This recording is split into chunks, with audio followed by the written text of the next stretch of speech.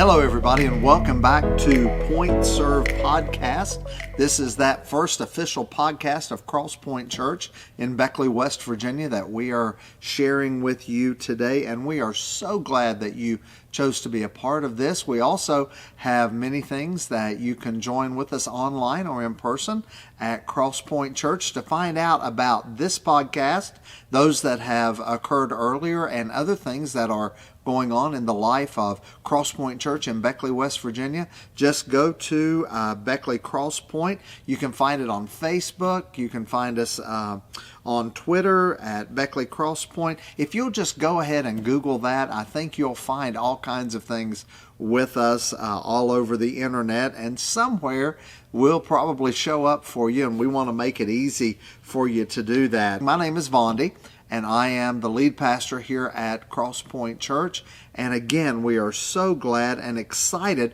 for this next podcast here on Point Serve. This is a place where we try to share just some practical information for you. And give me just a minute to explain what we are about and what we're hoping to accomplish here. We want to give you practical information and steps as a follower of Christ, whether you are in a secular leadership role or a sacred one, if you're involved in church work or parachurch work, or if you're involved in nonprofits, or you're really involved in the marketplace, we want to share some things with you that will help you be a better follower of Christ and leader in the community where you are. And we know that as a leader, you will influence people around you, so we want to pour into you with that. And Point Serve, right now, we're going over the 10 servant leadership characteristics that we find that Greenleaf shared way back in the 1970s. And we're seeing that not only did he share those in the 1970s, a fellow by the name of Jesus shared them almost 2,000 years ago. And it's in understanding what it is to be a servant leader that we want to share with you. And the last couple podcasts, we've talked about listening and how valuable listening is. Today, we're going to move to another characteristic of servant leadership, and that is empathy. And what is empathy? What does it look like? What does it mean to be a leader that is empathetic to the people that are around you? And empathy is where a leader attempts to understand where a follower is coming from, where someone is really, what's really driving them on the inside, what drives their words, what drives their actions. When you look at servant leadership, you can't separate just one piece out from the whole, because listening really helps you become empathetic, because in listening, and if you go back and listen to the last couple months of Point Serve, you're going to discover that listening leads you up to the place where empathy moves with us. And empathy is a conduit that one finds the varied types of love in the world. As a leader, you say, well, I'm a principal at a school, or I'm running my own business. Where does love have to do with this? I would venture to say, my friends, as a leader, if you don't love the people that are following you, that are a part of your organization, you're not going to keep them very long. Empathy helps you to love them where they are. Empathy helps you get to the place to where you are working diligently to love those people around you. Empathy is also a pathway for you to be able to do that. Empathy is not just sympathy, not feeling sorry for them and then moving on with your life. Empathy is where you really try to walk through those difficult moments with them. This is time consuming. This is not something that you can do via email. It's not something you can do on Twitter. It's not something you can do on Snapchat. Empathy is when you walk along beside of someone when they're going through a difficult moment. That's why I use the words conduit and pathway, because this is going to be a walk that you and that person go through together. And what's really difficult with empathy is so many times when empathy is needed the most, it's when the person that you're trying to love and care for is the most unlovable. And their behavior isn't always what it needs to be for someone to be able to understand them. But you see, empathy takes us from that moment, and it looks beyond just what's happening at that time. Many years ago, John Maxwell made a statement. He said, when someone has a problem, 9 times out of 10, the problem is not the problem. There is something deeper. There is something down underneath that's causing them to act on that problem, or that problem raises to the surface, yet it's really not that which is the underlying root cause of what's going on inside their lives. When one is difficult to love, that's when understanding the why is so much more important. When someone is acting in a way that maybe is not typical for them, that's when the leader has to step up and say, what's really happening here? What's really going on? What's the real struggle that's happening? Because empathy is not easy. Leadership is not easy. Loving people when they're unlovable is not easy. Yet it's at those moments where the listening of the servant leader, where the empathy of the servant leader really can rise to the occasion to help that person, not just leave them where they are. But I tell you, it's hard sometimes. When someone is hurting so badly, it is extremely difficult to feel what they're feeling and not take everything that they say personally. My wife Lori is a licensed professional counselor. And one of the things that she has helped me to understand is that empathy doesn't mean you're going to fix the problem for them. Many times you can't fix the problem.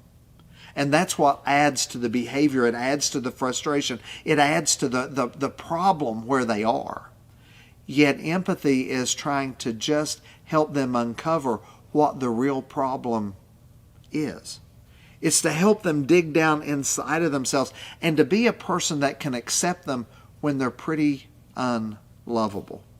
When there are issues, when there are problems, when they're trying to recognize what's going on. That's where the empathetic servant leader walks along beside of them. Again, conduit, pathway. Not a self-help moment, not a quick fix, but it's to walk beside of them as they are moving in that direction. And you hope to help them find a positive outcome. You help them to figure out just exactly what that positive outcome really is. And I think empathy, to bring in the biblical understanding of it, I think empathy and the love that a leader expresses to those around them is the closest to the agape love of God, that where God just mirrors His love to us, where even though we're not lovable, a lot of times we're quite unlovable. Yet our God comes along and He says, I'm going to love you even in the midst of that. I remember many years ago when I was in college, I managed a little yogurt shop in Lake Wales, Florida. And in that particular yogurt shop, we had a lady that was hired long before I ever showed up, but I was the nighttime manager, went to school during the day. And this particular lady, she was not like any person I'd ever met in my life. I grew up in the coal fields. I grew up around athletic teams, so I knew what profanity sounded like. I knew when guys would talk and say the things that they did. But this lady could put any coal miner that I ever met in my life to shame for the profanity that she could use. I mean, this lady could cuss sailors under the table. This lady was just an absolutely unique individual, and I had to be her manager.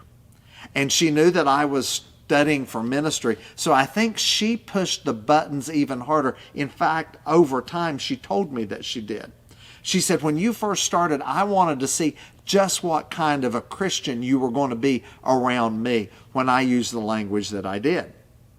And so when I was there, I started. Took me a few days just to get accustomed to her flowery metaphors that she would use when she would talk on a regular basis.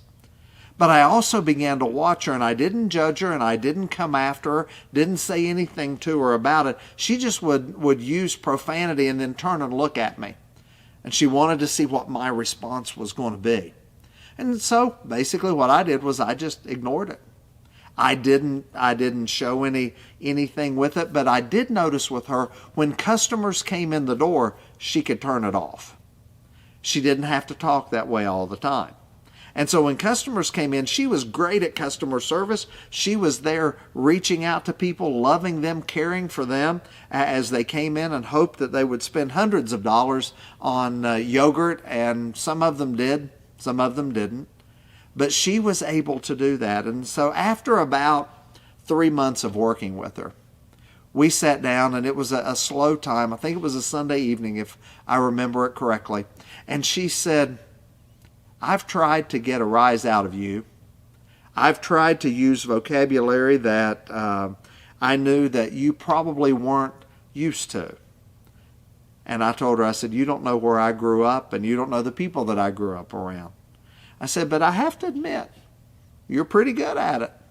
And it was not the response she was looking for. And somebody said, "Well, did you ever get her to stop using the profanity?" And I said, "No, but one thing that did happen was that she typically used profanity just for filler words.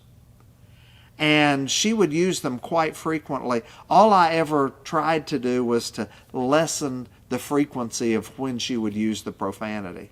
You say, "Vondi, how did that show her that you loved her?" It showed her that I had empathy for her when we really began to talk about her childhood and how she began to use that type of a defense mechanism to keep people from abusing her. She was going to be the abuser first. And so that was her wall. That wasn't her issue. The issue down deep inside, which took about 6 months to come out, was what happened to her as a child, and that's how she pushed back against it. Had I looked at her and said, "You're not going to use language like that, as long as I'm your manager, all of this is going to change," I could have fired her and sent her on down the road. But instead I chose to try to love her and figure out where she was coming from. And the day that I stepped down from that position, she gave me this compliment, and she said, "You know I don't go to church." I said, "I know that." She said, "Even though you've invited me." I said, "I know, I've done that too." She said, "But if I ever did, I hope I would run into people like you." Whether you lead in the secular world or in the sacred, whether you lead inside your home or outside your home, understand that as a servant leader, empathy helps us not love the behavior at the moment, but a servant leader looks beyond the moment and tries to really see what's down deep inside. Because empathy, I think, when you boil it all down, is really just taking the time as a leader to care about the people around you. And I know that there are people that watch this that don't have a faith background. But I'm here to tell you the very best one who ever lived that out was Jesus Christ. He did it better than anybody else. And anybody who's ever done research and dug down deep into it, if their research is authentic and they're honest with you, they will let you know that Jesus did that. And as a servant leader, it shows those that are following and walking along beside of us that we care about them more than we care about ourselves. And after all, here at Point Serve, that's really what it's all about, is to serve others. And that gets us to the point. Thank you so much for tuning in with us today. I hope that you'll share this podcast with your friends. Hope you'll share it on all of your social media so that Point Serve can help more people down the road. I want to thank Brianna for being the producer for this today. She takes good care of me, and I appreciate that so much. And as we are going into the Christmas holiday, I hope that you have a very Merry Christmas this year. Thanks for coming by on Point Serve.